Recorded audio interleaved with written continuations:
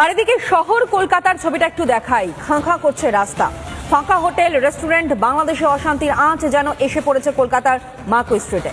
টানা অশান্তির ফলে বাংলাদেশ থেকে আর কলকাতায় আসতে পারছেন না পর্যটকেরা, ফলে মার খাচ্ছে মার্কুই স্ট্রিট। জ্বলছে বাংলাদেশ, আর সেই আগুনে ক্ষতিগ্রস্ত হচ্ছে এপার বাংলার ব্যবসা বাণিজ্যের একাংশ।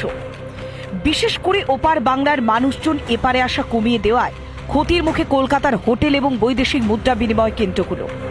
এপার বাংলায় এলে বাংলাদেশিদের প্রথম ঠিকানা কলকাতার মার্কুই স্ট্রিট। এখন সেই মার্কুই স্ট্রিটের চেহারাই যেন মলিন।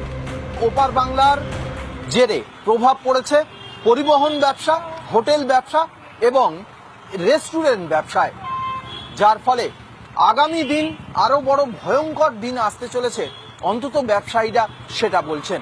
কিন্তু এর শেষ কোথায় তা জানেন না কেউই। খুবই খারাপ, মানে কি বলবো, মানে খুবই খারাপ, নাই বললেই চলে। এই টাইমটা অন্যান্য সময় মানে 3-4টা করে বাস ছাড়তে পারতাম প্রতিদিন, এই যে নভেম্বর ডিসেম্বর মাসটা, কিন্তু সেই সিজনটা অনুযায়ী তার 1%ও নাই বললে চলে। খুব সমস্যায় পড়েছেন বাস পরিষেবার সঙ্গে যুক্ত যারা ব্যবসায়ীরা। বিভিন্ন রেস্টুরেন্ট রয়েছে, যে রেস্টুরেন্টে বাংলাদেশিরা এসে তারা খাওয়া দাওয়া করেন, সেই রকম একটি রেস্টুরেন্টে যাবত দেখতে পাচ্ছি শুধু রেস্টুরেন্টের কর্মীরা রয়েছেন। কেমন হচ্ছে? কাস্টমার কেমন? কাস্টমার আছে না, আমি ওখানে সে লোক আসে না, এই জন্য আমি কাস্টমার আছে না। ওখানে ভিসা দিবে তবে তো এখানে আসবে লোক, এখানে আসে না লোক, এই ব্যাপার আছে। বৈদেশিক মুদ্রা বিনিময় অফিসগুলিতে অন্য বছর এই সময় লাইন পড়ে যেত, কিন্তু এখন একেবারেই ফাঁকা।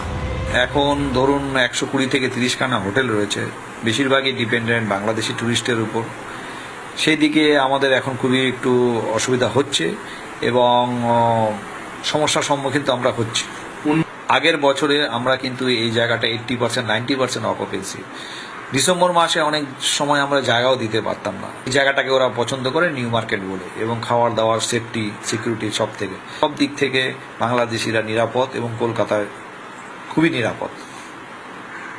আগামী দিন আরো ভয়ঙ্কর হলে ভারত বাংলাদেশের বাণিজ্যিক সম্পর্ক ক্ষতিগ্রস্ত হওয়ার পাশাপাশি এই কলকাতার মার্কুই স্ট্রিটের বাংলাদেশি নির্ভর যে একটা ব্যবসা, সেই ব্যবসা পুরোটাই কোল্যাপস করে যেতে পারে।